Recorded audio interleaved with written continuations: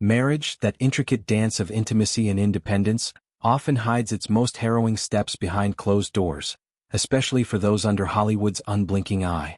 Penn Badgley, the brooding heartthrob of Gossip Girl and the twisted antihero of You, has pulled back the curtain on one such shadow, a near breaking point in his union with Domino Kirke, precipitated by the soul-crushing grief of 2 consecutive miscarriages.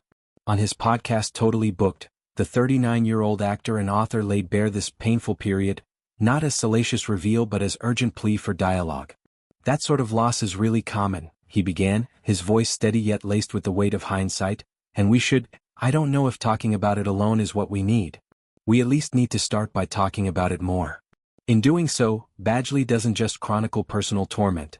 He challenges a culture of silence around miscarriage, illuminating paths to healing for couples adrift in isolation. The essay excerpted from his forthcoming book forms the emotional core, a raw dispatch from the brink. "This was our second loss together," Badgley writes, the words evoking a cycle of hope dashed twice over. "A time when it did not feel as though the cycle would break. My wife and I neared separation as many do after losses like that."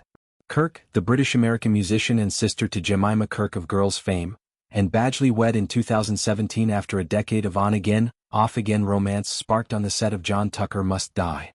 Their path to parenthood, now blessed with 3 children, began with elation, but these miscarriages fractured the foundation.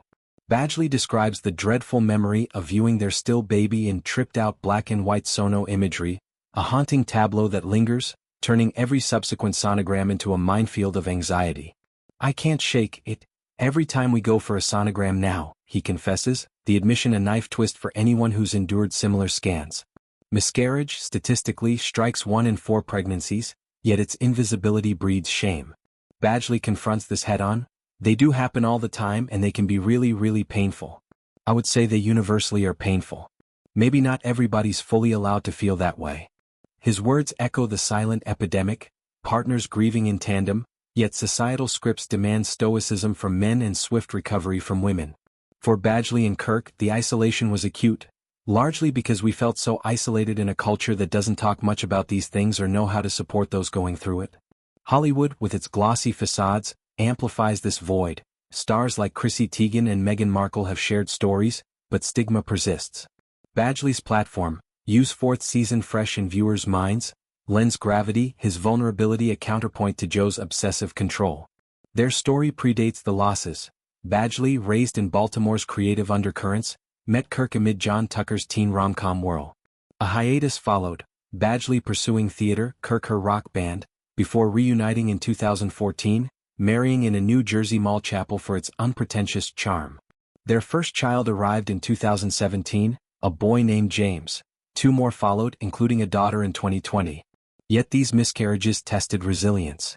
Badgley recalls the second as pivotal, grief morphing into relational drift. "We neared separation," he pens, the phrase stark against their now stable family.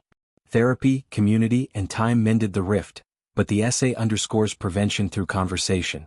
On the podcast he clarifies, "Of course, just to be clear, I'm speaking about miscarriages, framing it as advocacy, not autobiography."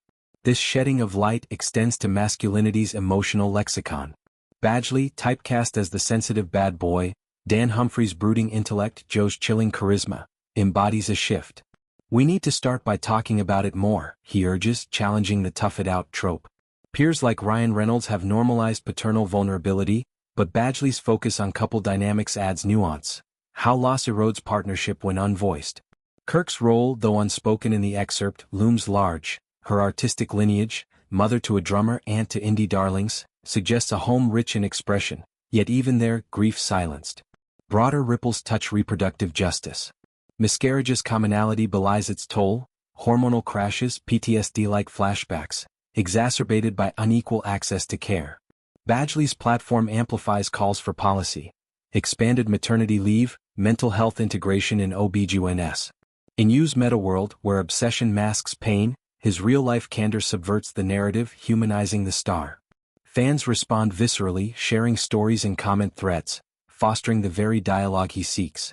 As Totally Booked evolves, blending lit talk with life lessons, Badgley's essay heralds a book poised for impact, perhaps akin to the Year of Magical Thinking's grief canon.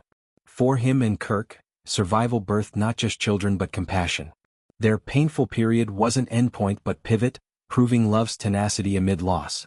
In voicing the unutterable, Badgley doesn't erase scars. He maps them, guiding others through the dark.